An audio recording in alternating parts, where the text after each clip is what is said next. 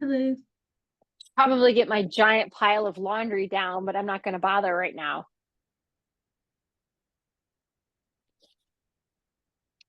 I guess I'm going to close the bathroom door.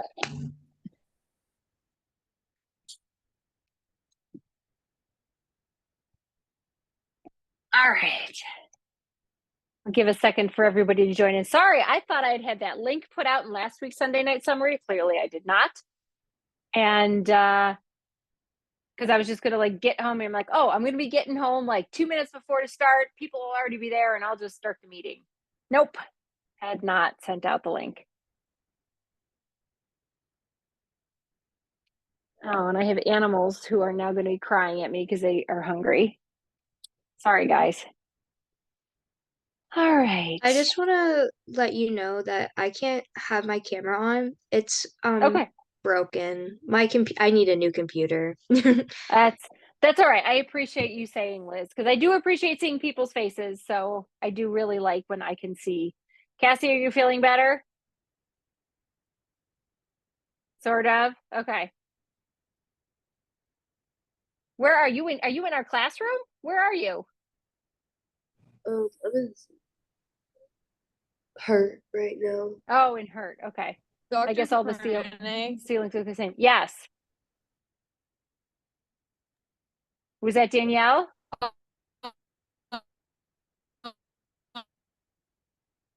Yeah, you sound like you've got bad connection. So I know a little robot. I see Jason doing the robot. right now, not driving. Okay, that's fine. Don't. Car, so I'm gonna keep my. No, you should, and you could probably keep your mic off too because we're having a hard time, I think, hearing you. At least it was, if that's how it was for everybody. All right, I think we have a full on Brady Bunch right now, so we'll go ahead and get started. I want to respect your guys' time so that we're not up too late here. I can't crab about you guys needing to sleep. Oh, and now we're not a Brady Bunch anymore. That's all right. But I can't crab about you guys needing to get sleep and then keep you up too late. So I'm going to open up a few documents here. So while Michaela's getting logged in here.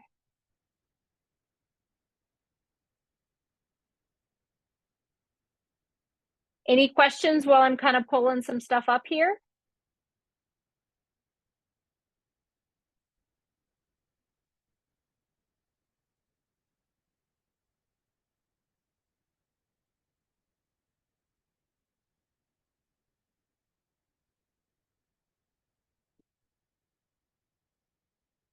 I'm just going to pull up the study guide and then I'm going to pull up homeworks.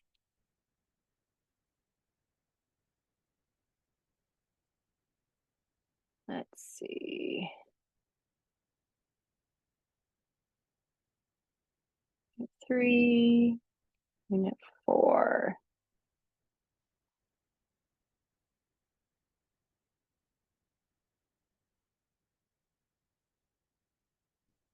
All right. I seem to find it helpful when I sort of go through a sort of study guide with you guys.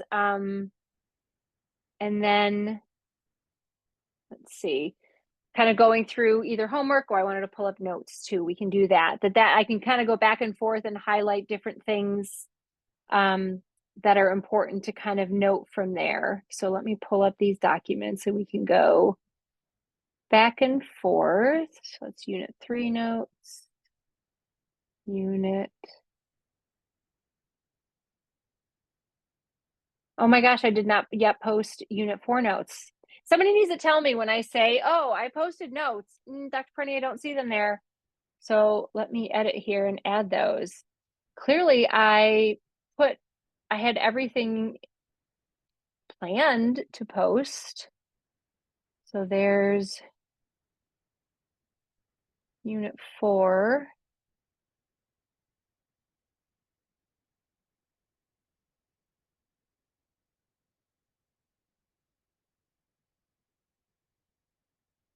Oh, I need to wear my glasses. This is so bad.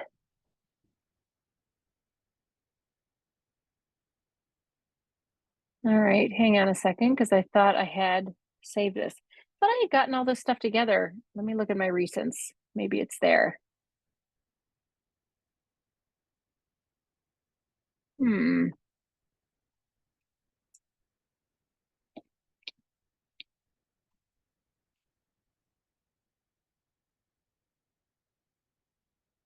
Okay, I think this is them. Okay, this is.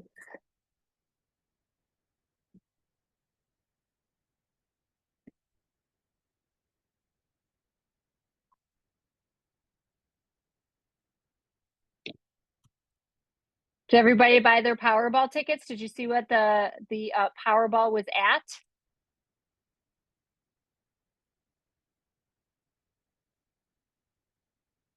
$1.55 billion.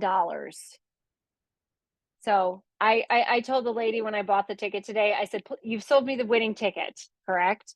Because I don't even know what you do with $1.55 billion. I still think I'd teach. I would miss this too much. You could give it to us.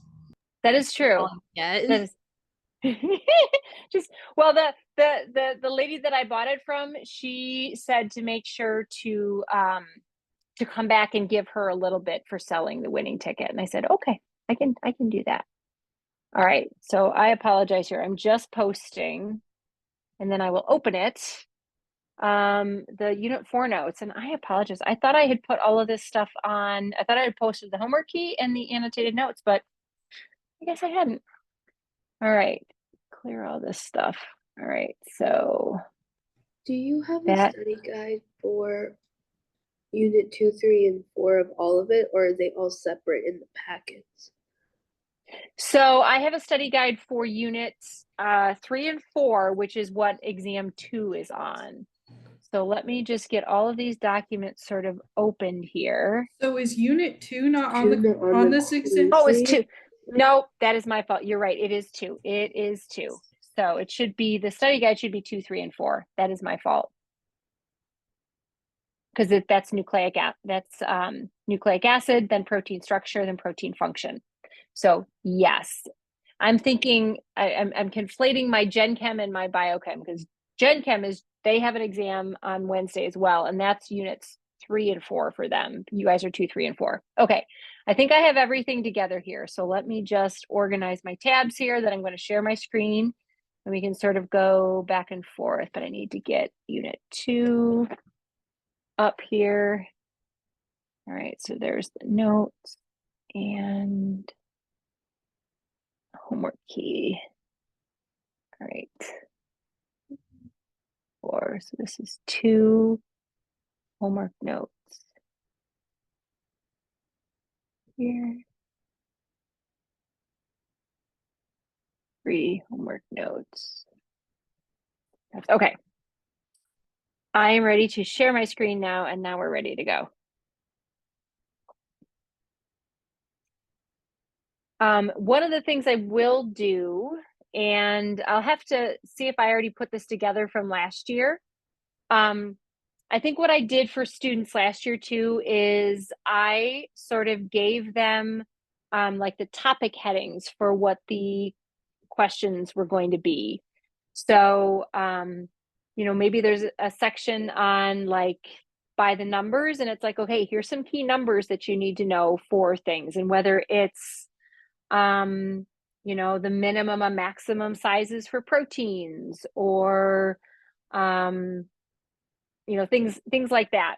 So, but let's take a minute. We'll go little bit by little through here. Close these. I don't have these open. All right, so here's the study guide. So pretty much everything that you're going to see is represented on this study guide. And I also will go through and just kind of highlight the different things that you're definitely going to see. So the exam is 4 pages. I'm going to stop sharing here just for a second, because I'm going to open up. Oh, I thought maybe we lost Danielle, but I didn't. Who did we lose? Michaela? I think we lost Michaela. I'm going to open up the exam here. because I want to literally just be able to read you like some of the questions. And so you get kind of a perspective, and I don't mind doing that to let you know like, hey, here's the, let's see. So I will sort of give you the first, so here's, and I'll put these together in a document, but like the first question says, complete the following that relate to structure formation in DNA or RNA. The first question says, name of the monomer building block for nucleic acids, and it shows a blank. So what are you going to put in there? Name of the monomer building block for nucleic acids. Hello, kitty cat. What are you going to put in there? If you saw a question that said name of the monomer building block for nucleic acids, what are you going to write?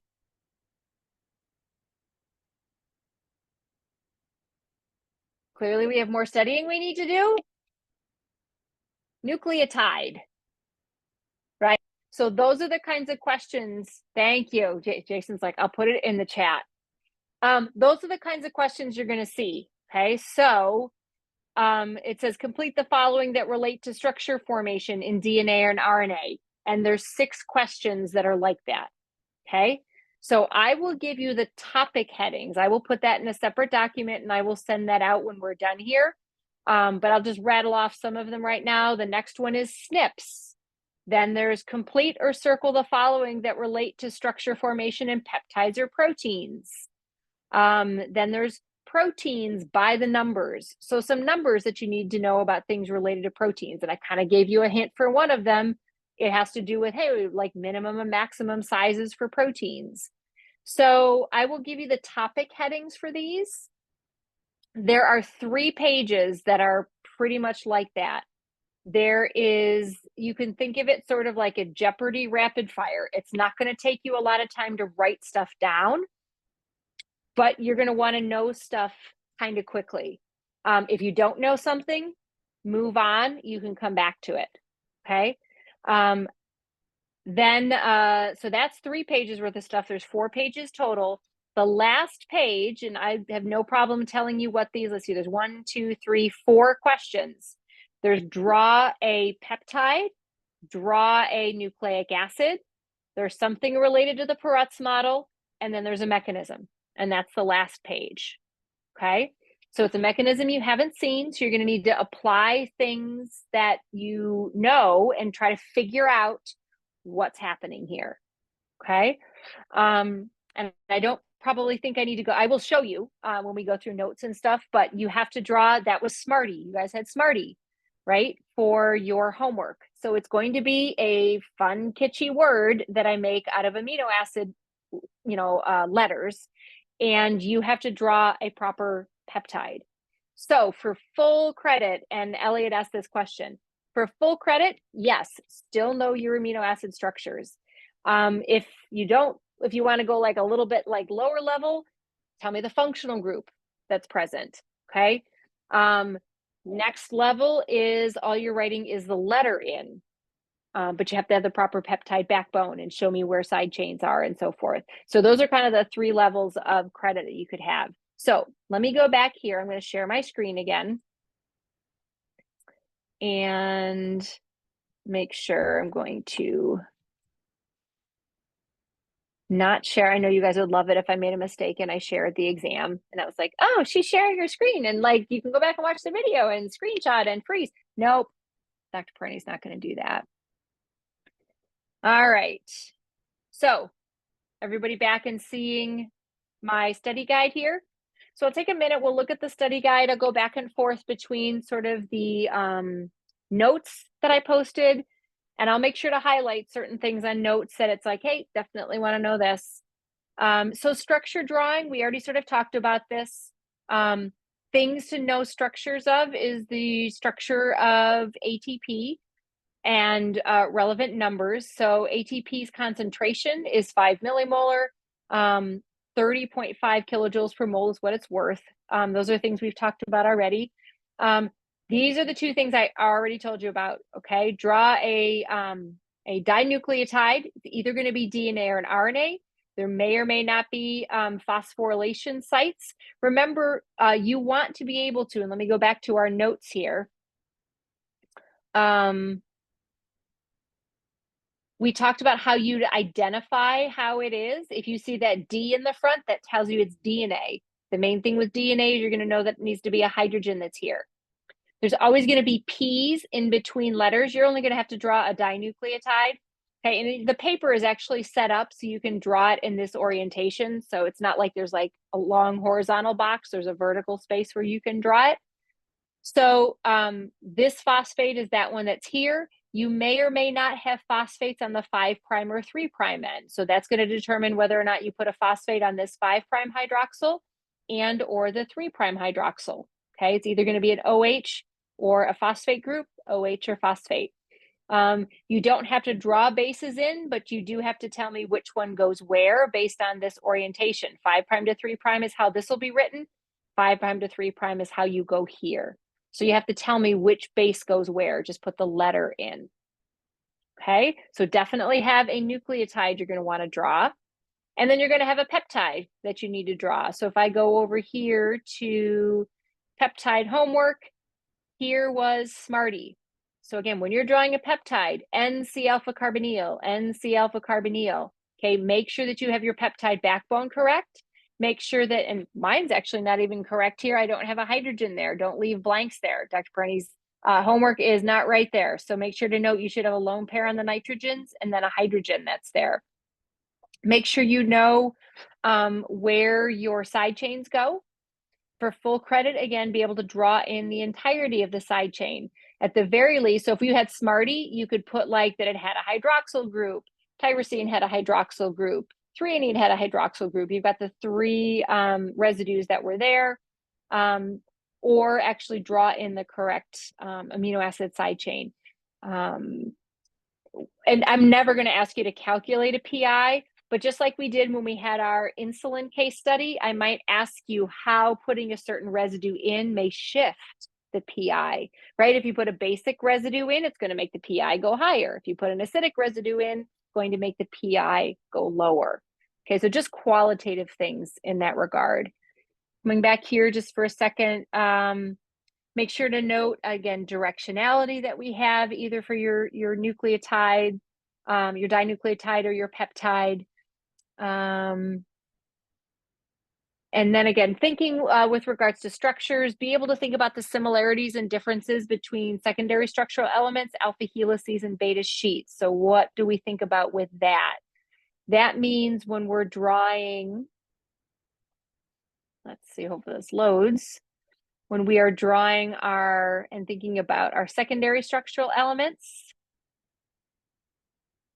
Oh, this is an important slide with some numbers. Like, be able to do these kinds of calculations, right? Some of these probability pieces where, like, if you had a 7 residue peptide where you had to use each amino acid only once, how many possibilities do you have?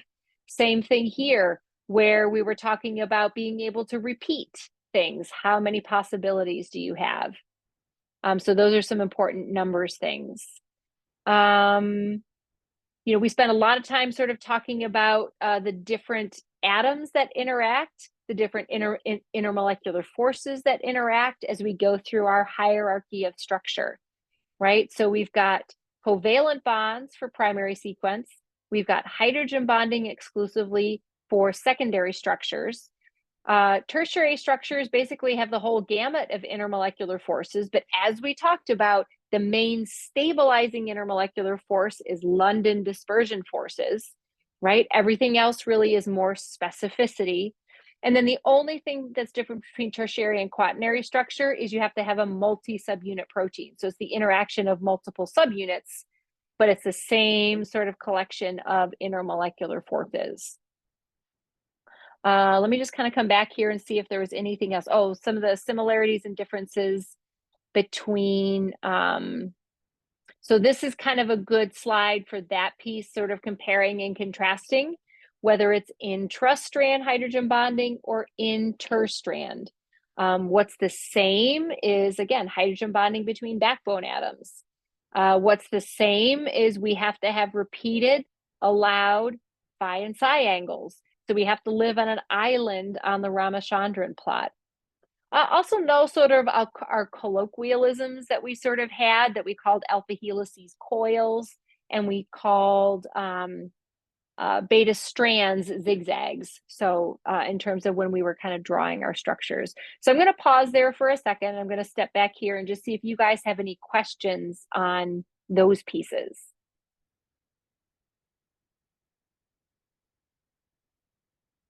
All right, everybody's good? So, Okay. sorry. Yes. So will we actually have to be doing a calculation like the factorial or like the I would have a 100th? calculator. I would have a calculator. Shh. Go see who it is. You're so tough. So I would know how to do that calculation and bring a calculator so that you could figure that out. Now, it's definitely going to be a number that your calculator can handle, because not everybody's calculator could handle whatever that number was that we had here. It was like many of you can't handle something to like the 100th power. Okay, but know how to do that kind of calculation depending on whether you're allowing for repeats, okay, which would be this kind of category over here, or not allowing for repeats where you're using factorial.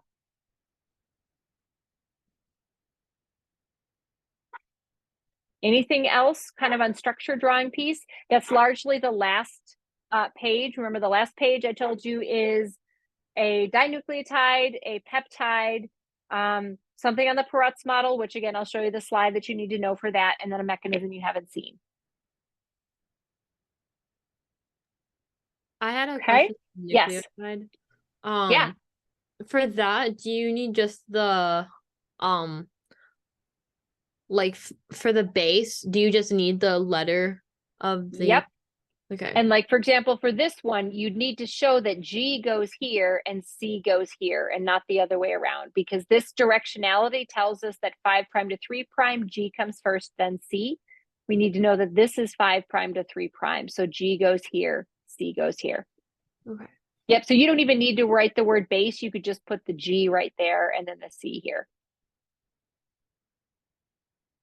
Okay.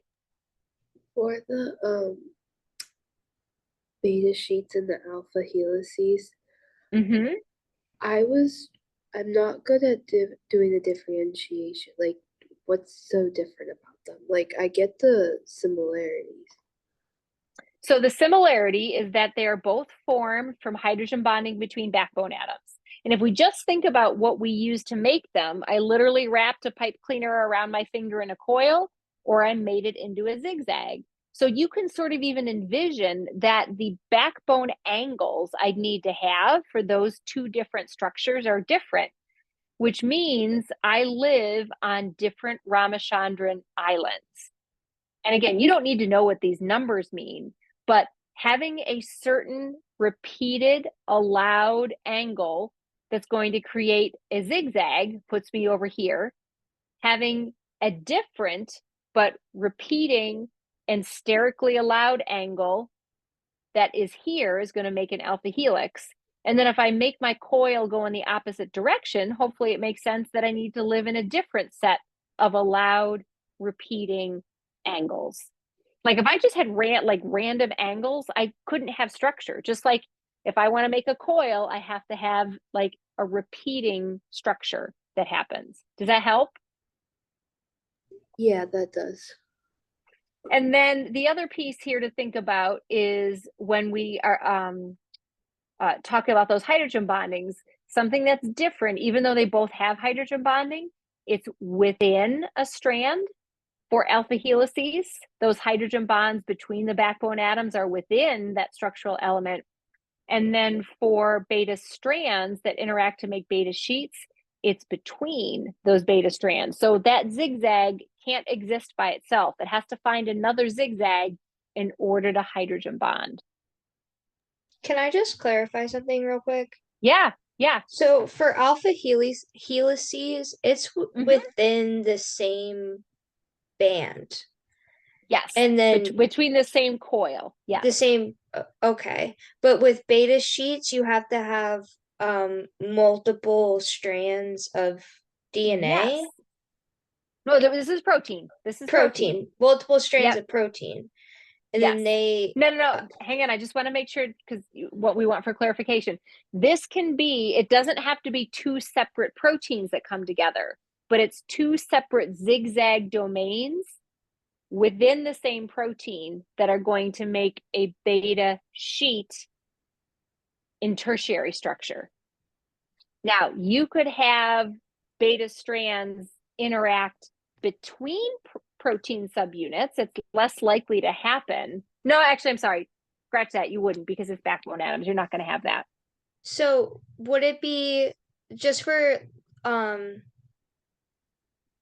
trying to think of like a protein I want to use as an example. But say you have protein A, one strand of protein A, and then is it another strand of protein A, or is it the same strand like folded in half? It could be either. So, and this, it's not necessarily shown here, but if this is strand 1, can you see me pointing with my cursor here? If this is strand 1 and this is strand 2, often what happens is there will be a loop domain that connects them. Okay. It's not shown here. Now, you can actually have like a beta strand and like a whole bunch of the rest of the protein, and then it makes another beta strand and they find one another like very distantly in sort of sequence space, but they end up close to one another in tertiary, in three-dimensional space. But there's always going to be something that sort of connects us. And it's not uncommon that you'll have just like a loop domain, and then you have another zigzag, and then another loop domain, and then another zigzag. And that would create a series of anti-parallel beta strands. Or I'm sorry, beta sheets. So most of the time it's the same strand of protein. Protein, yes. And that's what I was starting to say. And I'm like, no, actually, I can't even think of an example where you have a beta sheet created from beta strands that are different proteins. I wasn't 'Cause necessarily remember- talking about different proteins. I just didn't know if you needed like two, like from protein A, like strand 1 and strand 2, or if it's all the same strand 1. Oh, I see. So if strand 1 were to bend over on itself, you'd have to have a loop domain sort of allowing for that to flip over on itself. Okay. Because if you're making that zigzag, it just wants to continue in that singular direction. That's how we make a lot of filamentous proteins. Now, we've only looked at filamentous proteins that are alpha helical, which is generally what they are. But if you wanted to literally have it like make a 180, it can't be a beta strand and turn around. It's going to be a loop domain that becomes unstructured. Now, that's more than I really need you to know, but I think that might help clarify what was a little bit fuzzy for you. Yeah, that makes sense. Thank you. Anything else? All right. Then I'm going to come over here. Structure concepts. So this is stuff that you have to draw.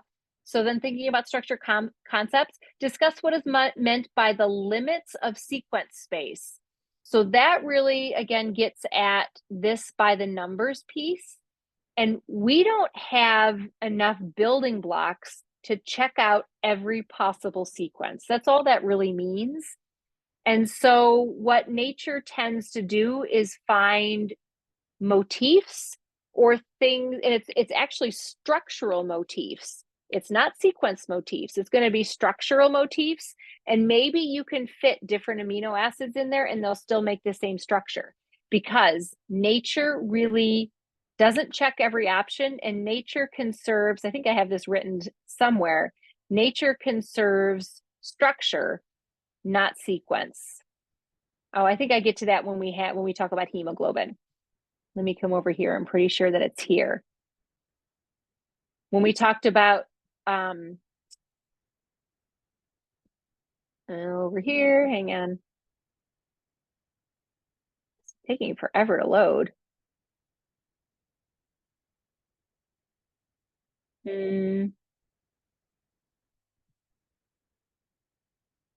That was that guy here. Okay, nature conserves structure, rather than sequence. And that's an important concept to think about. We don't have enough building blocks to check every sequence. So nature conserves structure because structure is what affords function. And if you can have two completely different sequences that form the same structure, nature doesn't care. That's sort of the big picture thing for that. So that's what, when we say the limits of sequence space, we can't check every option. Discuss the concepts of sterics and energetics as they relate to structure formation. So that really has to do with this guy, okay? When we form structure, structure is a combination of sterics and energetics, okay? We need to make sure that atoms don't crash into one another. And that's what the Ramachandran plot does, is it makes sure that we've got angles for a backbone that allows us to live in sterically allowed space. That's those islands that we referred to, okay? So we have to make sure that things don't crash into one another. And then we have to maximize energetics with the understanding that entropy and enthalpy are often at odds with one another, okay? If we form structure that's entropically unfavorable, right? To have something that is very ordered, is sitting still, that's very unfavorable from an entropy standpoint. So we must then make enthalpy compensate for that. Remember enthalpy, I want you to think about bonds and intermolecular forces. And so when we form intermolecular forces that hold a structure together, that favorable enthalpy compensates for an unfavorable entropy. Okay? So that's sort of this concept of sterics, energetics. And again, that's what we need to think about as we relate to structure formation. So I'll pause for a second there, see if anybody has any questions on those first two pieces. A quick question on the exam. Yeah.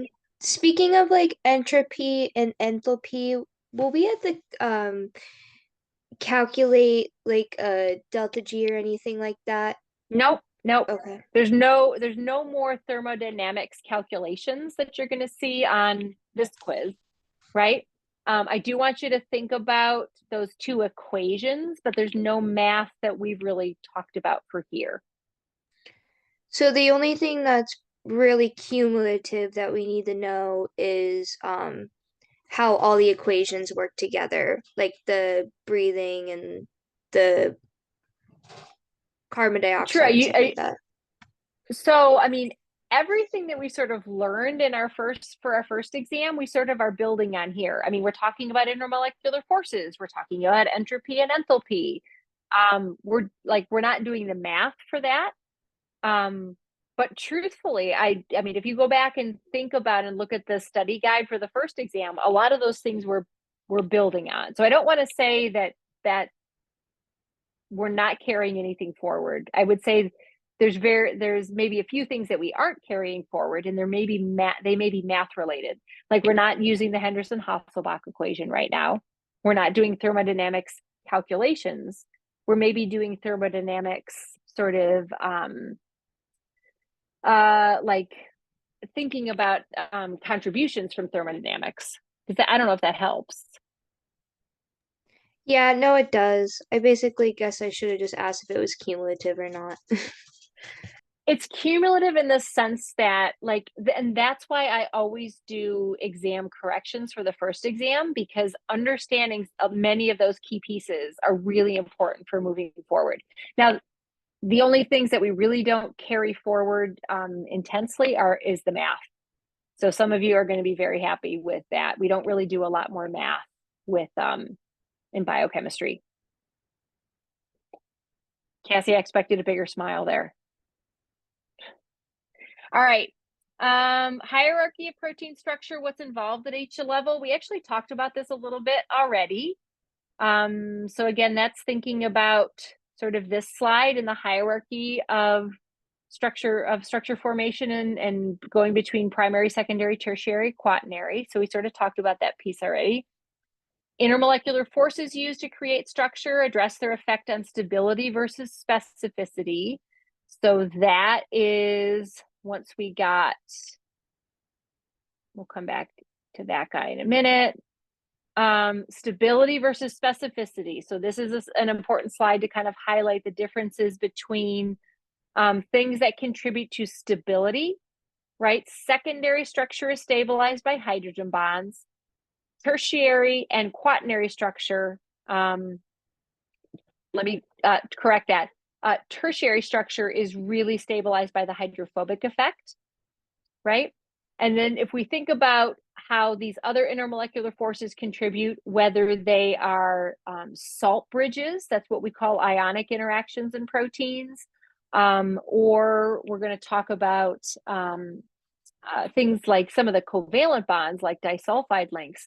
They're really contributing specificity. They're really, controlling who is next to who, but they don't contribute a lot to the overall enthalpy, which stabilizes a protein. That really is contributed by the hydrophobic effect.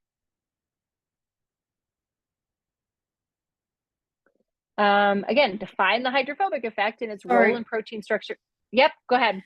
Okay, so the primary structure is specified by the covalent bonds, So right? primary structure is really a peptide bond. Yep.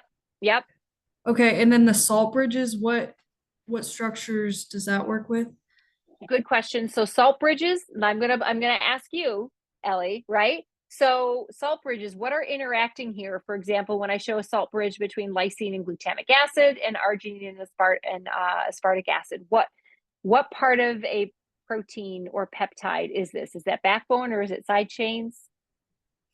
I would guess side chains. Those are side chains. So side chains interacting is what kind of level of interaction here?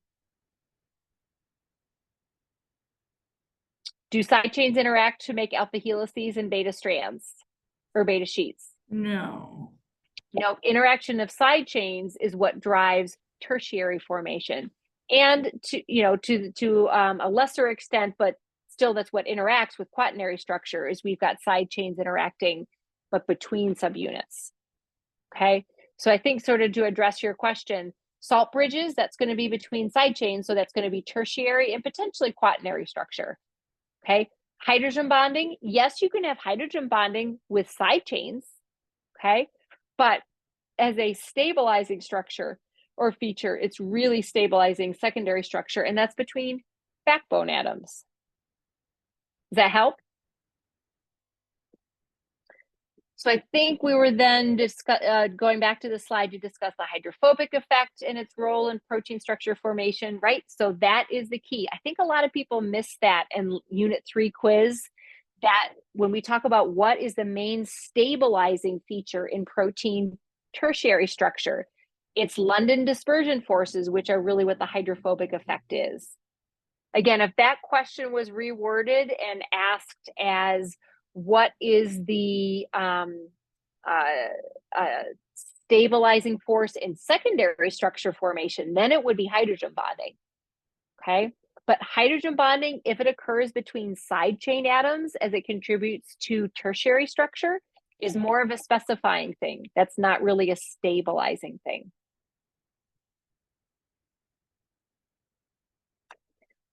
Differences between fibrous and globular proteins, examples of each. So main differences between fibrous and globular proteins. So we, I think it was at the, where was that? Did I have something here? Maybe it was, here. In the beginning, we talked about fibrous proteins generally play structural roles. As examples, we learned about collagen and keratin. On the other end of the spectrum are proteins that all sort of like clump together. Like, even as something we've learned about, like hemoglobin can kind of toggle between being a fibrous protein and a globular protein if it's the sickle variant of hemoglobin, right? Because it's normally a globular protein, but again, when it polymerizes, it can form a fibrous protein. But that's probably not a great example, because that's something that's kind of happens in a disease state. But fibrous proteins, the ones we learned about, are largely alpha helical. Globular proteins, tons of pretty much every other protein we're going to study is going to be a globular protein. They tend to have catalytic roles. Compare and contrast X-ray crystallography and NMR spectroscopy, and talk about the concept of structural resolution. So if I come back here, we talked about protein structure formation. I want you to think of these as being complementary techniques, because what one thing does, one structure determination method does well, the other one usually that's sort of a deficit. So X-ray crystallography is really good for large molecules. NMR is not. NMR is basically good for any protein you can get in solution. X-ray crystallography is not, because you have to have a crystal. So they sort of complement one another, where if you can get a protein to form a structure or form a crystal, that's awesome, because you can get a very good X-ray structure. But NMR is often used because many things aren't able to be crystallized. And sometimes people will say, well, if you really want to know what's going on in solution, you need to look at an NMR structure, because you might be forcing it into some sit still conformation as a crystal that maybe is not really representative of what it looks like in real life. So those are sort of how it's maybe like a yin and a yang that we think about. One big thing I do want you to understand is when we talk about resolution, and I don't think this is specifically written in the notes here, so want to make sure to talk about, when we talk about a resolution, the number that you have for resolution has to do with how much wiggle room each atom has. That's how we define resolution. So the smaller the number, the more confident you are that an atom lives in that spot. So for example, if something has a 0.1 angstrom resolution, that means every single atom, I am confident of its whereabouts in, like plus or minus 0.1 angstroms, versus 10 angstroms, then I'm not really confident, in terms of, it could be plus or minus 10 angstroms in terms of where it is. So understanding that difference between those numbers of resolution. So we compared and contrasted X-ray and NMR and resolution. Apoprotein, holoprotein, sort of ligand connections, that has to do with hemoglobin and myoglobin. So I'm going to come back over here. So that was early on when we were learning about globin proteins, right? Apoprotein does not have its ligand. Holoprotein does. And you can think of that, even though it's spelled H-O-L-O, you can think of the word whole, W-H-O-L-E. That's a way to think about the whole thing. When we think about our ligand sandwich, right? Oxygen can bind to iron, iron binds to heme, heme binds to the protein. So that's sort of the ligand sandwich that we have. And unfortunately, it can be confusing because each of these things is referred to as a ligand. But for example, they are a ligand for the next thing that's in the sandwich. So we sometimes incorrectly talk about oxygen binding to hemoglobin. It really doesn't. Oxygen binds to iron, iron binds to heme, heme binds to the globin. But since we're interested in oxygen binding hemoglobin, that's usually sort of the direct connection we talk about. What else was there? Defining T state versus R state generally, and then they apply to hemoglobin. So T state and R state are very general terms. We're going to see those throughout the entirety of this course. We can define T state as a conformation that is not conducive to binding its ligand. Okay, and R state is a conformation that is conducive to binding its ligand. And the only thing that changes as we apply it to hemoglobin is T state is deoxyhemoglobin, because T state does not bind oxygen. R state does bind oxygen. We're defining that that is what the ligand is for hemoglobin. So I'll pause there for a second, see if anybody has any questions on that, and then we'll kind of move on.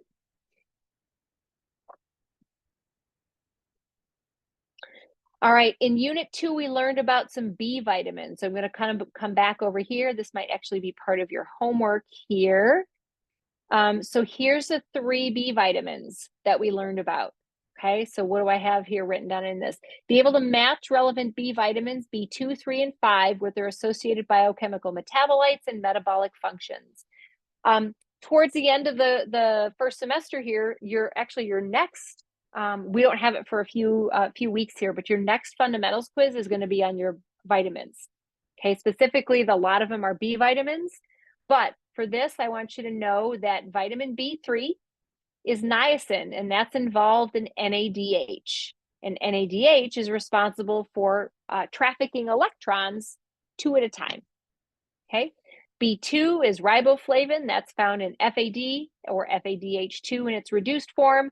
That's responsible for transiting and shuttling electrons, but 1 at a time.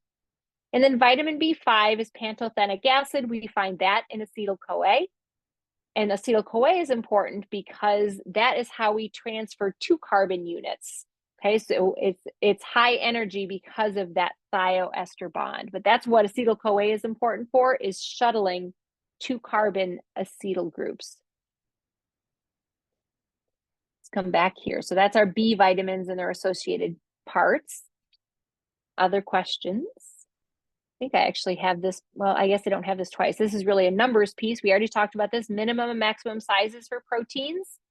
Minimum is 40, maximum is 4,000. That minimum has to do with the minimum number of amino acids you can have or must have in order to have meaningful structure, because structure is what affords function. And the maximum sizes is 4,000 because the ribosome tends to make mistakes about 1 every 4,000 times. And so it's hard to make something that is not without a mistake if you're making something larger than 4,000. So that the solution to that is, well, let's make a multi-subunit protein and synthesize each of those pieces separately. Keratin and collagen basically have the same sort of things here. So I'm going to go over to our notes and slides to kind of take a look at those. So when we think about collagen and keratin, right? So one slide sort of on each of these.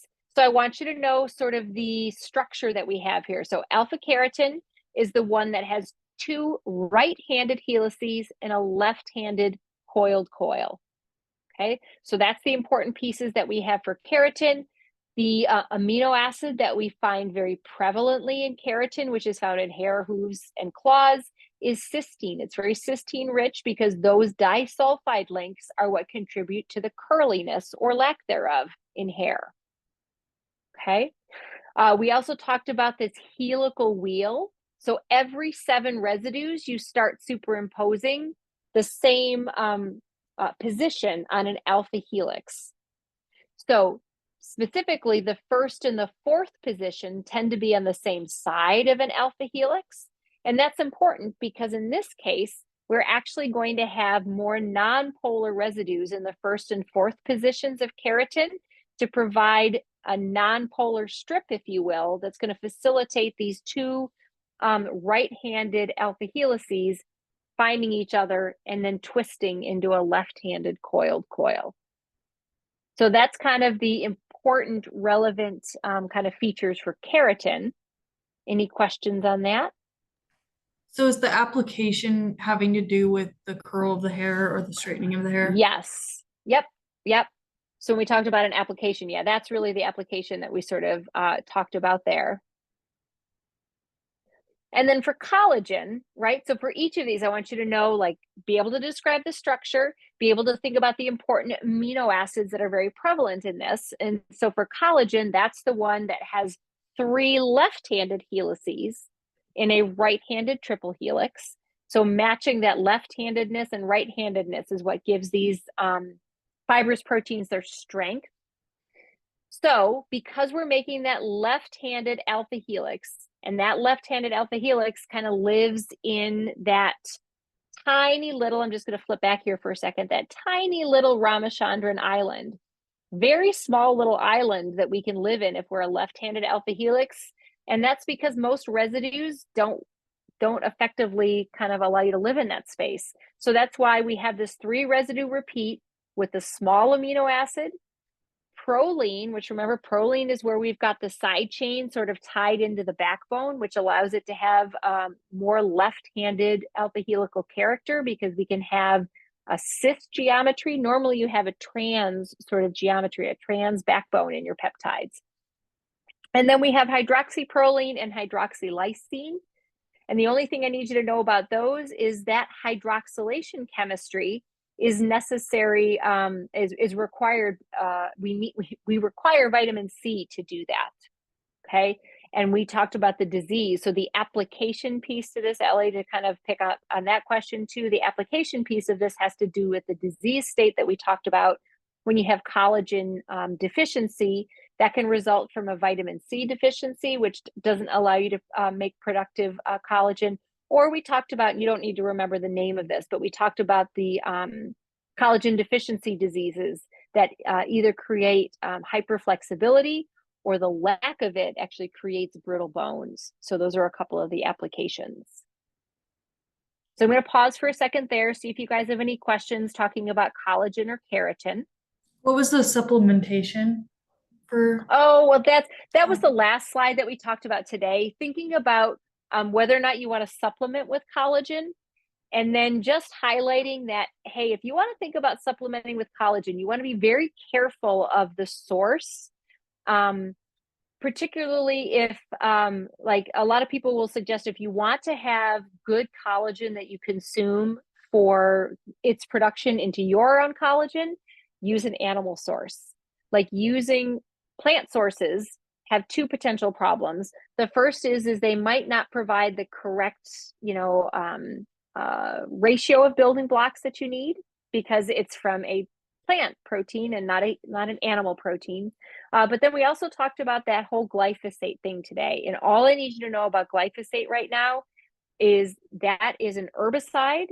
And the problem with it, as it relates to what we've talked about here, is if you take that modified glycine and try to use it to build collagen, you're not going to build functional collagen.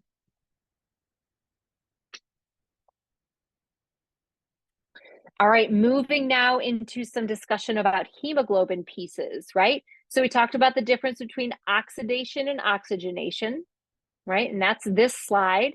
Oxidation is undesirable. It's the loss of electrons, okay? That creates met hemoglobin and met myoglobin.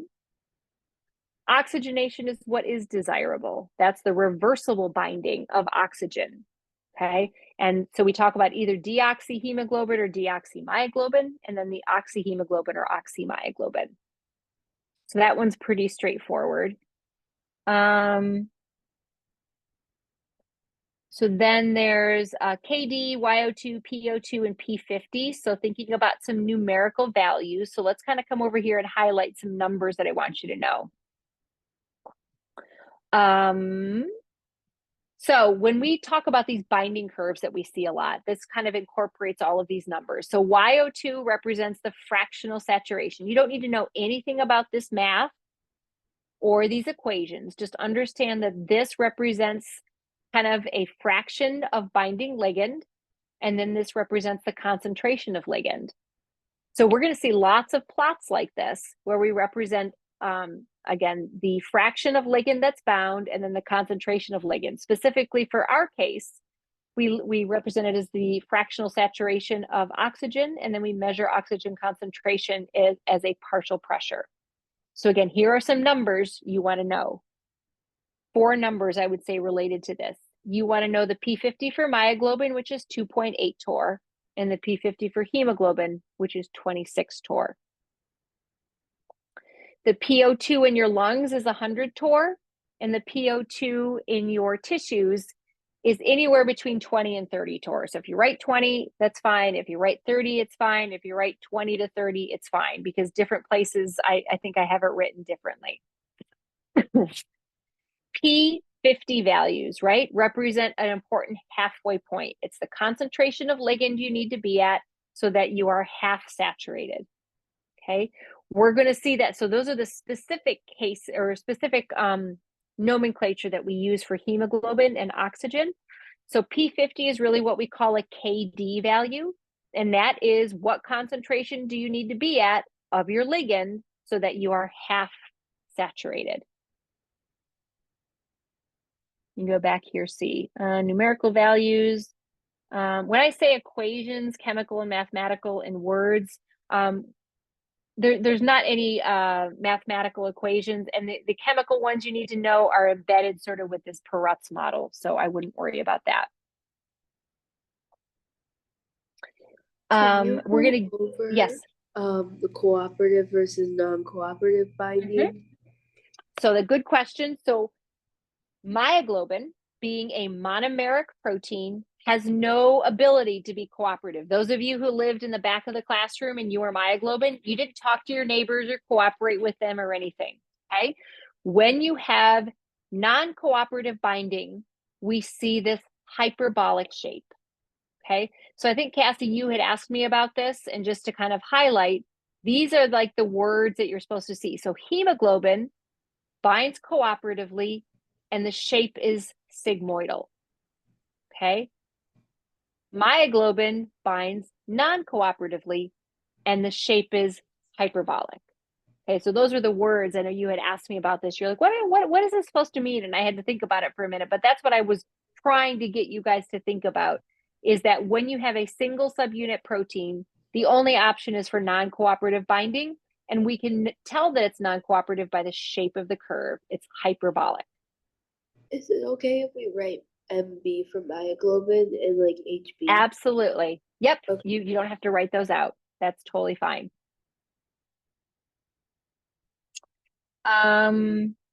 So that's cooperative versus non-cooperative binding.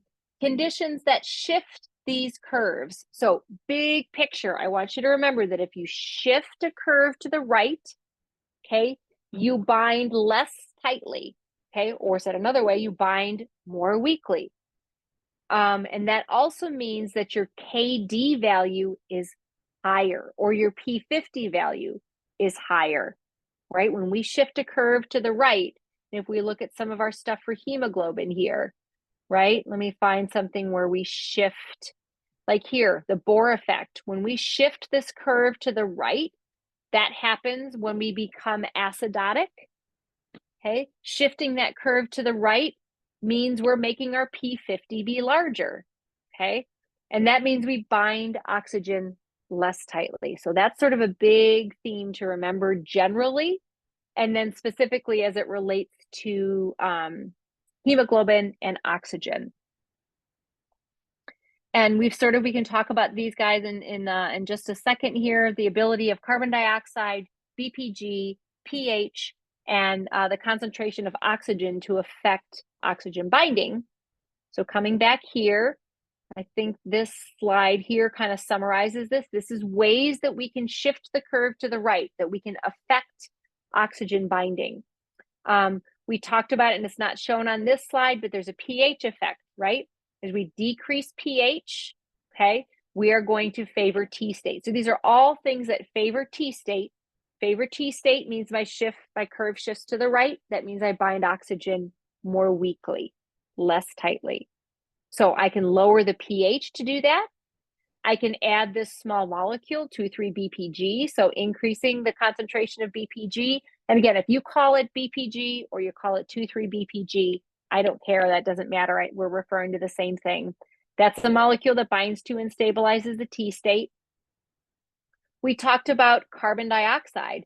Elevated levels of carbon dioxide are going to favor the T state. We didn't look at the structure as to why, but ultimately by changing a positive N-terminal residue to a negatively charged carbamate, that doesn't like to be in the same spot in your protein. So it does a little ratcheting, and it changes so that we sort of move that positive charge someplace, or that negative charge someplace else.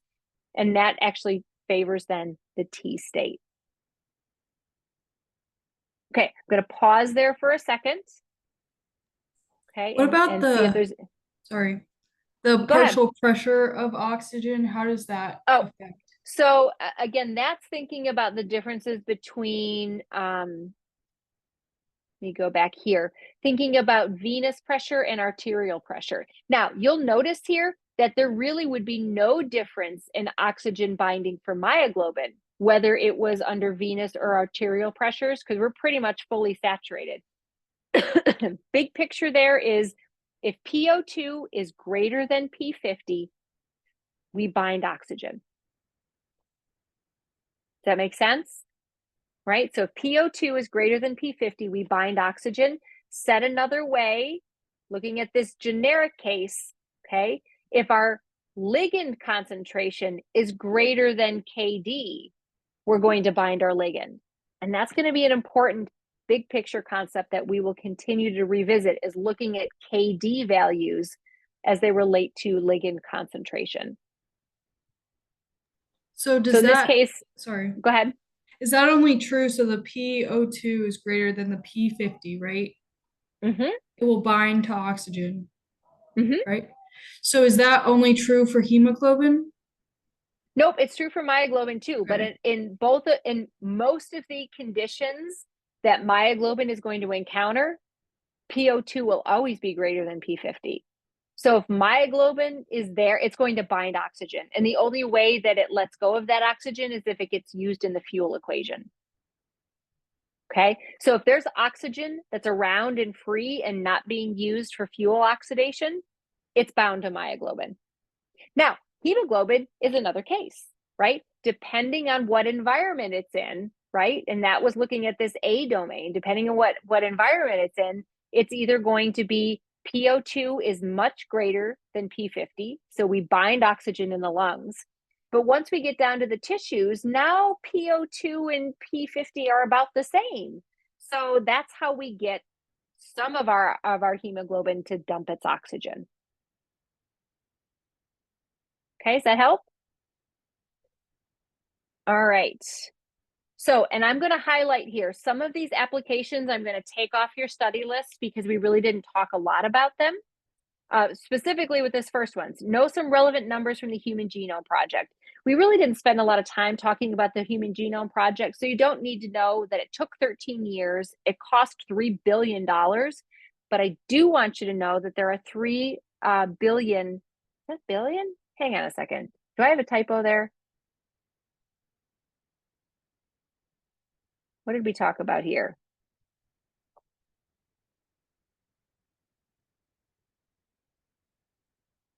I'm trying to remember like everything that we talked, because we really didn't talk too much about this. No, it's there. So yeah, we did talk about 3 billion base pairs of information. So I do want you to know that.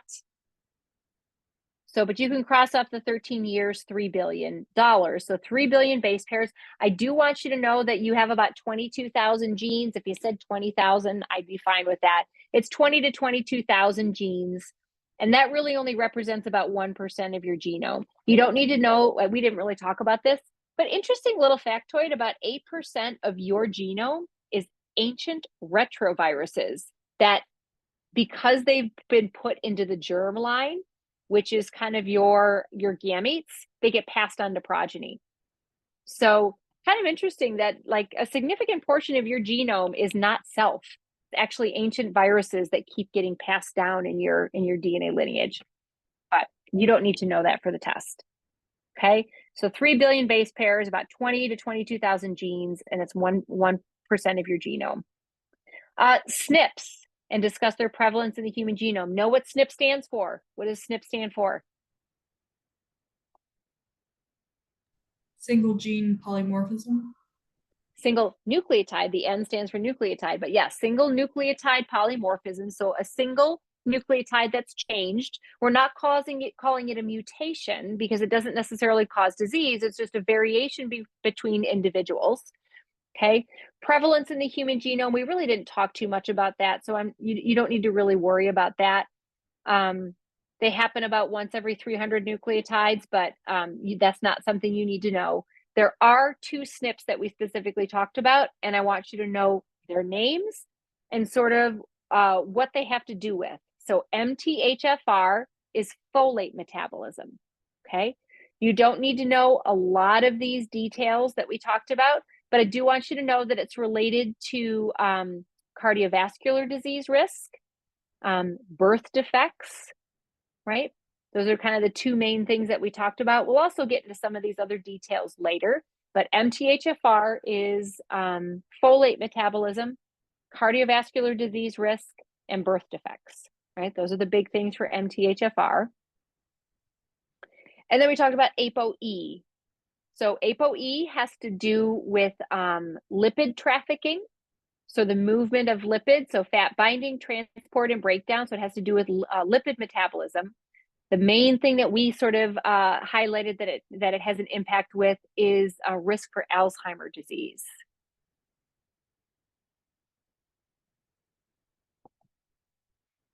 What do you mean you're going to do laundry? Charlotte's bed needs to go in the dryer. You can throw something in, but you need to go to bed. It's a school night.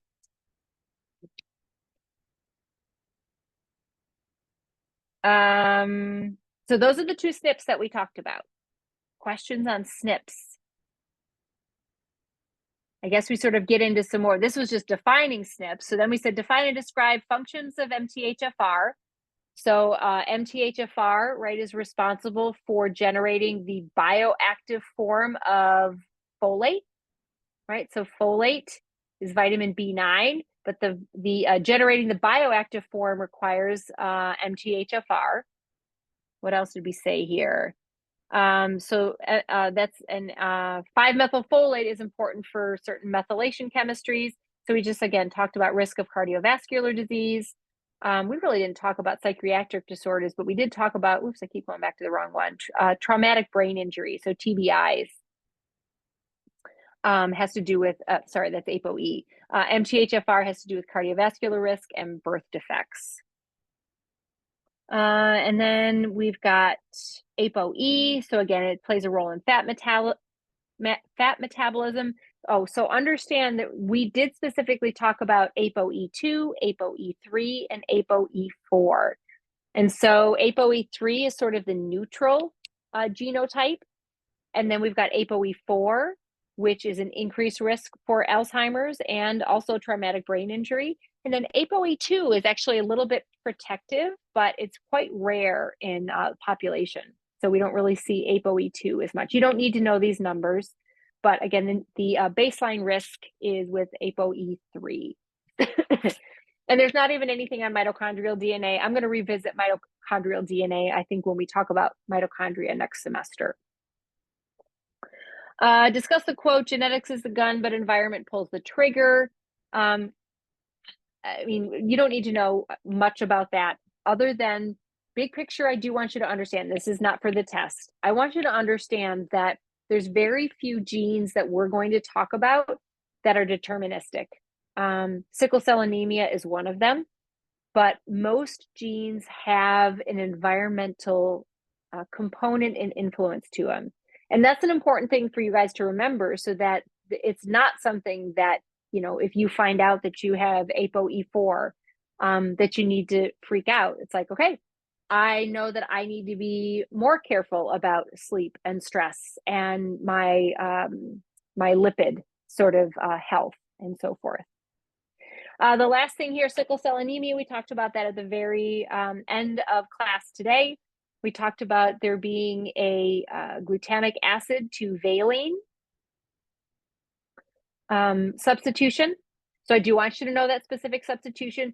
Even though in my notes here, I've written these as 3-letter codes, every time you write an amino acid on the exam, it needs to be a single letter code. I want to make sure that everybody's getting in the habit of thinking about those. So even if you have to write GLU and then VAL, it's fine. You can go back later and correct them with the single letter codes. So, you know, understand this is a deterministic gene. And importantly, we only form sickles in T state. And so we talked about the implications of why high altitude and exercise can be problematic for people with sickle cell. So that was very recent probably for you guys.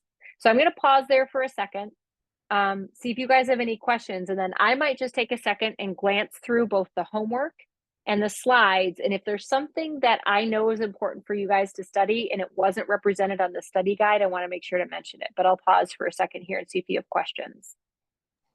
What was the hackable piece it talked No, about? that's just the idea that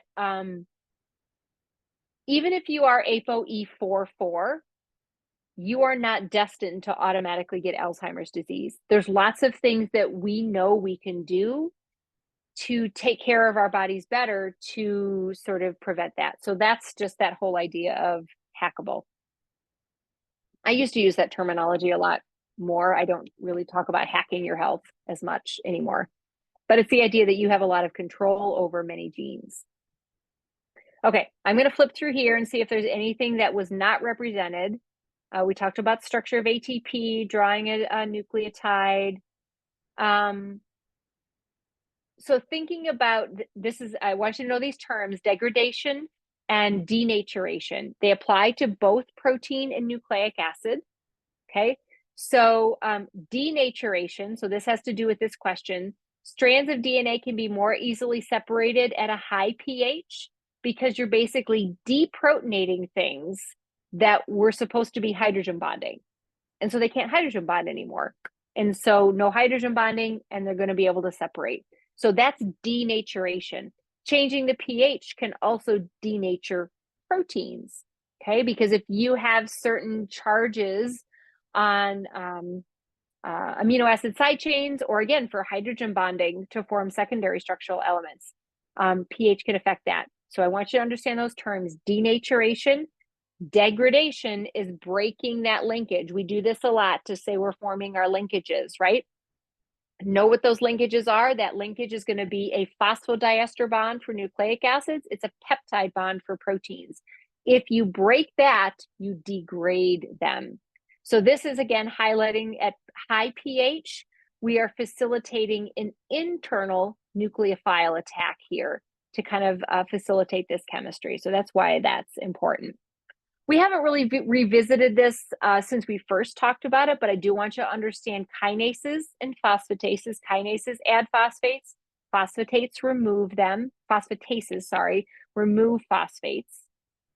And we talked about this, guys. So that's all from the nucleic acids homework.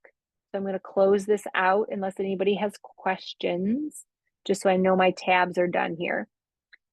And I think I talked about everything we wanted to talk about with nucleic acids here. So again, understand the difference between a nucleoside, nucleotide, has to do with base plus sugar nucleoside, base sugar phosphate nucleotide. We polymerize nucleotides to make nucleic acids, and we form a phosphodiester bond. So kind of those pieces. Know who base pairs, right? Purines are A's and G's. Pyrimides are C's, T's, and U's. Know that A pairs with T, G pairs with C, and T and U are sort of interchangeable with DNA and RNA. So T we find in DNA, U is the T analog in RNA. And those of you who have taken a genetics or a biology class probably know that piece already. Magic number that we want you to know for ATP, 5 millimolar, minus 30.5. This enzyme pyrophosphatase is really important because that imparts irreversibility, because anytime we generate pyrophosphate, that enzyme is going to break it apart and it's going to pull this equilibrium forward. So again, here I highlighted kinases and phosphatases. That was part of the homework. Don't really need to know anything about omics. We're going to revisit that later in the course, so this was just a good time to introduce it. But you don't have anything on the exam about that. We talked about these B vitamins, kind of an overview of fuel metabolism, talked about Human Genome Project and SNPs. Those two SNPs that we talked about, and that's it. So any questions on anything, any slides that I kind of flipped through here?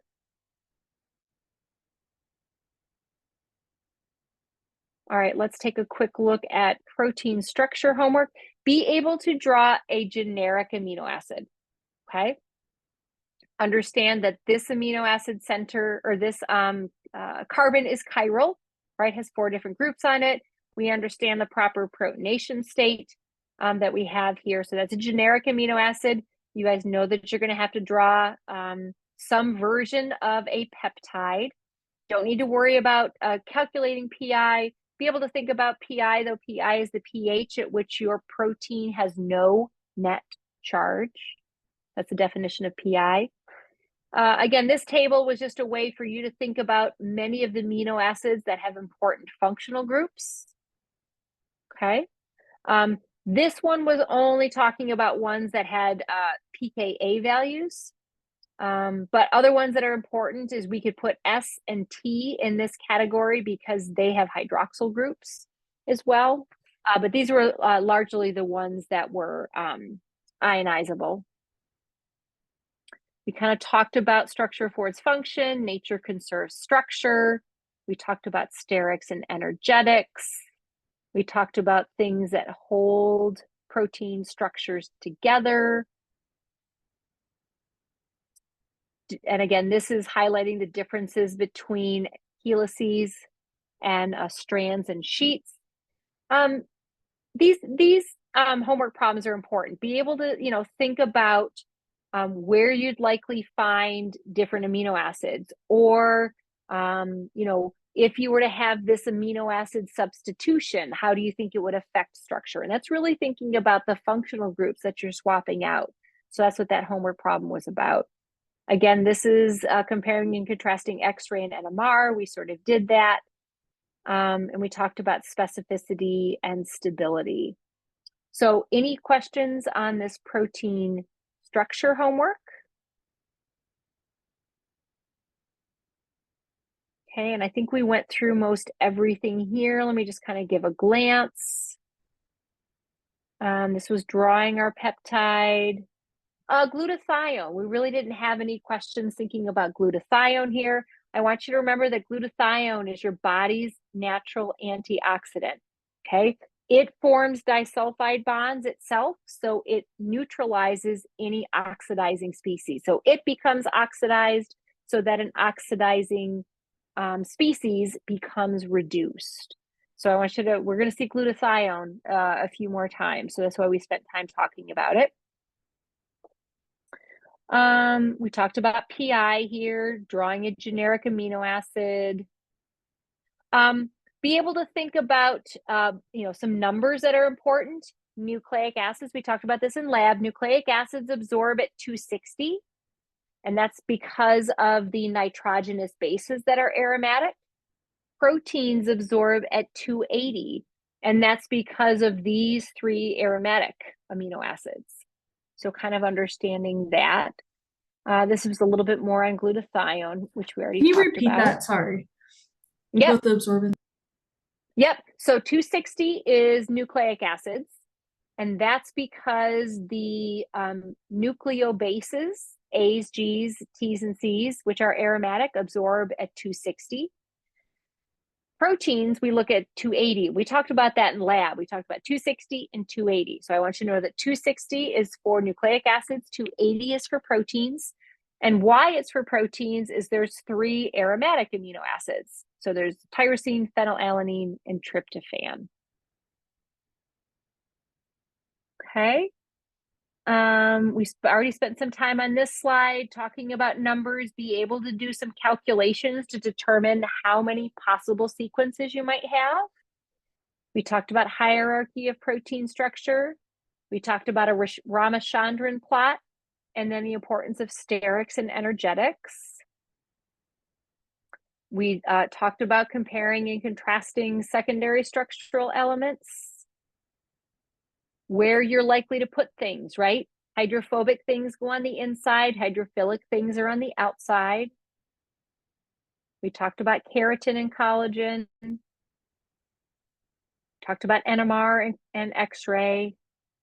Again, that was just revisiting protein structure and talking about stability and specificity. We really didn't talk too much about this. All I want you to remember is that when we fold proteins, proteins go from an unfolded state, which is high energy. And remember, when we form intermolecular forces, that's stabilizing because it's lower in energy. And we have the ability of folding things into a correct structure, which we call native, or a misfolded structure. Okay, and that's sort of the story that we talked about with Alzheimer's disease. I do want you to know that Alzheimer's disease often has the formation of misfolded proteins. They aggregate together. Insulin case study. I want you to know the structure of insulin, right? It consists of an A chain and a B chain.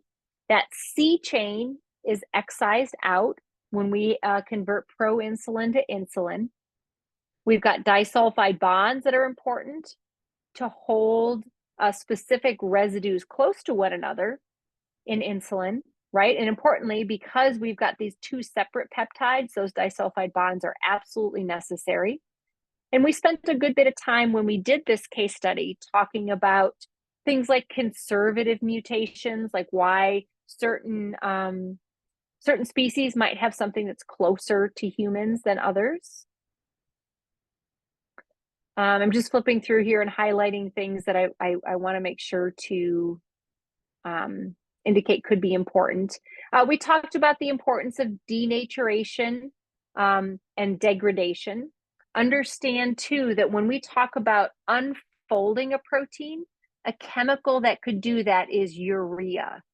Okay, we talked about urea is a chemical that can unfold a protein, but beta-mercaptoethanol or BME, that's a chemical that can unknot or break disulfide bonds in protein. So we talked about those two chemicals.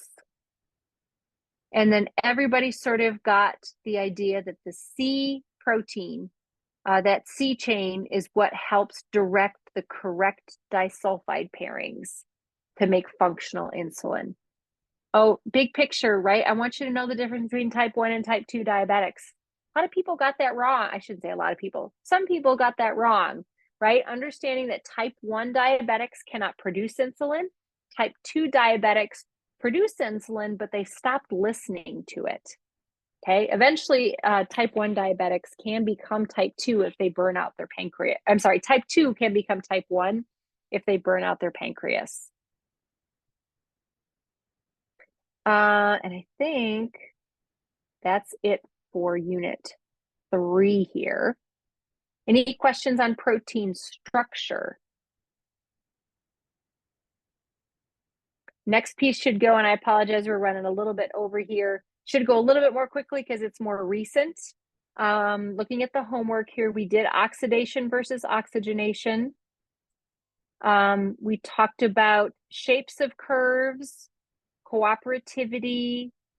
Remember that PO2 is a property of the environment, P50 is a property of the molecule, and comparing molecule versus environment is going to determine whether or not we're bound to ligand. Think about sort of the direction that we have things flowing, right? When we're talking about the lungs, and I'm highlighting here, like we need to think about it as a heart-lung system. Those of you who have taken anatomy and or physiology know that there's a distinction with oxygenated blood and where the heart and the lungs sort of sit, but it's not essential that we understand that to understand hemoglobin function here, so we can sort of consider them as a system. Blood comes into this system from the veins, it's deoxygenated, and it goes out to the arteries. Okay, so we think about where things come in, air comes in that's oxygenated, we diffuse across, we bind hemoglobin, we circulate to myoglobin, and then we deliver that oxygen to the fuel equation, right? So this is really what we acted out when we did our hemoglobin highway. And then think about the different directions that that carbonic anhydrase equation can go. And that's going to change depending on whether we're in the tissues and we're picking up that carbon dioxide, or in the lungs and we need to eliminate that carbon dioxide. So again, this is thinking about that cooperativity that happens with hemoglobin. I'm going to come to this slide in a second. I'm going to actually get to it on the slide here rather than answering it in this homework question. So important slides here. We already talked about sort of our ligand sandwich, apo and holo. oxidation and oxidation, our bucket brigade. You don't need to know this math. We talked about myoglobin binding. Nature conserves structure. Okay, so obviously this is an important slide for you to understand. And again, these important slides are ones I already have videos on for you to be able to think about. This is what happens when you take a breath, right? Thinking about what happens to structure of hemoglobin, T state versus R state. We spent some time talking about sort of the shape of a sigmoidal binding curve, how we load and unload oxygen to hemoglobin, and how we transfer oxygen between hemoglobin and myoglobin. So that's what these curves are. And this is a really important slide. I'm not going to ask you to recreate the entirety of this slide. That would take too long, right? But think about how all of these pieces sort of talk to one another. I would work on maybe being able to create this whole slide on your own, because there's going to be parts of it that you either need to create or speak to. Okay, so if you understand it in its entirety, that's going to be easier to sort of think about. So really important slide. We already sort of talked about how we can shift hemoglobin binding to oxygen. Okay, we talked about shifting it with pH. And we talked about shifting it with molecules like 2,3-BPG, the presence of carbon dioxide, or again, the ability to just not shift the binding curve, but shift how much we're binding by shifting the amount of oxygen we have. And then today we sort of wrapped up by talking about high altitude adaptation. So what happens early on, late, and then how you maintain that late term sort of advantage in unloading when you return to normal conditions. And then we Do already we know talked those about percentages? Yep. No, nope, not at all. Nope. I think it's, I'm not going to ask you to know it, but I think it's interesting that, wow, we are only efficient at unloading about 38% of our oxygen as we sort of take a trip around our classroom. It's like, that's not as efficient as I would have thought. But I think the conversation, has come up a couple of times, like this whole idea of VO2 max, which has to do with how much oxygen are you delivering, and how elite athletes probably have ways that they increase this, but not a number you need to know. And I think that sort of wraps up. Again, we highlighted the only thing I want you to know about collagen supplementation is that we have to be careful about where our source is, particularly if it's something that could be contaminated with glyphosate, if it came from a plant product, or, an animal product that, had a lot of glycine in their food, or glyphosate in their food. That if we use this as a glycine mimic, it's going to create non-functional collagen. Big picture, there's not really much to talk about with gluten. I talked about this when we did this today. I want you to understand the difference between denaturation and degradation. And then, we talked about Alzheimer's disease. We talked about its connection to ApoE, and just understanding that there's lots of things that can cause the formation of these plaques. With so many things, we think of them as plaque. Well, cholesterol is bad. Oh, plaque formation is bad. No, in the right conditions and circumstances, it's actually fine and it's healthy. What happens is if it becomes systemic and chronic, that is problematic. When you can't clear out these plaques, or cholesterol sticks around for so long that it becomes calcified, then it's a problem. Okay, but otherwise, these are actually things that your body does to try to help itself. And that's sort of the big picture with this. All right, we've been on longer than I anticipated. I will stick around for as long as anybody still wants, but I'm going to see if you guys have any questions and then let you guys go, because we look at here, sleep. We need to prioritize our sleep. Is there any chance that earlier in the day before we take our exams, that topic page will be released? Yeah, I'll do that. I'll do that tonight. Yes. Okay. So yeah, because that like literally all I'll do is I'll take my exam and I will delete all the actual questions and I will send it out. So I will do that when we're done here. And I probably will have that out. I'll try to wait until I get the link here for this so I can just send it out as a package together. But it'll be out tonight. Anything else? But thank you for the reminder on that, Ellie. I don't know if I would have remembered at some point, but I need to make sure I remember tonight. I have not checked my email recently, so just make sure if you, I'm going to stop sharing here. If you haven't connected with me, if you're not either able to come at 8:30 if you want an extra half an hour, or stay after if you want an extra half an hour, then you oh, Liz, I was like, I saw that there's a second message, but I didn't want to have it like available to the group. Liz says, thank you. My ring told me to sleep when this started. So make sure to connect with me if we need to find some other way to get you an extra 30 minutes if you want it. Again, the goal is, if you know your stuff, this is easily doable in 30 minutes, but I know that people panic. You have a brain fart, I get it. And I don't want that to be something that panics you. So I don't care if you need some extra time to show me that you know this stuff. Okay. Anything else? Thank you. Have a good night. All right, Cassie, hope you feel better. Keep it to yourself. Thank you. All right, bye guys. Thank you. You're welcome. I just wanted to quickly ask, when you were talking about the B vitamins, you said we need to know, you said, you said we need to know, like, do we need to know the number associated with it? Like if it's like B2, B3, and Yeah, B5? I mean, that's the big, yeah. So B2, B3, B5. So know that B2 is FADH2,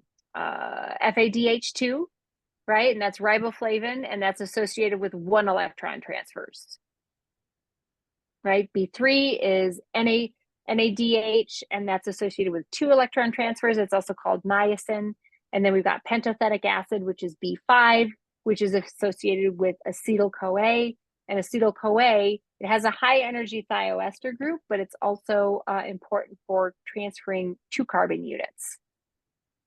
Okay, I just wanted to make sure I've clarified that, because I remember you said the B vitamins, but I couldn't remember exactly what you wanted to Yeah, say. and I'm glad you brought that up, because it is important. Like when I say the B vitamins, like the number part is how we distinguish and identify which one they are. So it's B2, B3, B5. We're going to have B1, B2, B3, B5, B6, B7, B9, B12.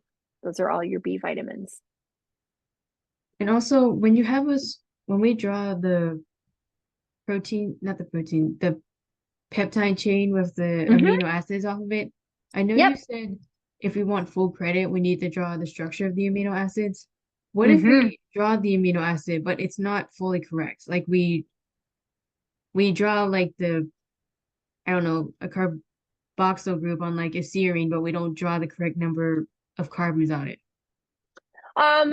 The correct number of carbon, I'll have to think about how I'm gonna, like, it would be a minuscule like distinction of points. Okay. In that case. Yeah. Okay, I don't think I have any other questions. And you said we can either come in earlier, 8:30. like at 8:30, or we can stay half an hour later. Is that okay? Yep. Yeah. And I just want to make sure, so because it wouldn't necessarily be fair, I've never had anybody who it's like I literally was like grabbing it out of their hands after giving them that extra 30. But I also don't want people being like, well, I came in at 8:30, but I want to stay till 9:30. Because if I didn't offer that up for everybody to be able to have an hour extra, then that's not fair. So I wasn't sure if that's where your question was going. So if you come in at 8:30, how long are you able to work then? So then you'll have to leave by like the 9:50, 10 o'clock ish time. Okay. So that's what I was saying. I don't, and some people might have the ability to do both, but because I didn't offer that up to everybody, I want to make sure that I'm fair with what I offer everybody. So I'll give everybody an extra half an hour if you want to have it. Okay. Okay. To help? Yeah, that's all I had. Okay. All right. We'll see ya. Bye. Bye, Abigail. Okay. I just wanted to ask you a question about like what would you say would be like the best way to study for the exam? Like, So looking back through, I would say homework and notes. And because I give you my notes, you pretty much like have like if you were able to look at your homework or look at your notes and like look at my keys so that you know you have all of my stuff, everything is there with the exception of the mechanism, right? The mechanism it's tied into something that we learned, okay, but actually the mechanism is not something that you've seen. So Okay. everything else, so if it was open note, you would be able to find everything you need. The goal is that you have it up here so that you can get it out to me. Okay. Is that it? Yep. All right. Very good. Thank you. Bye. We'll see you. Good night. Night.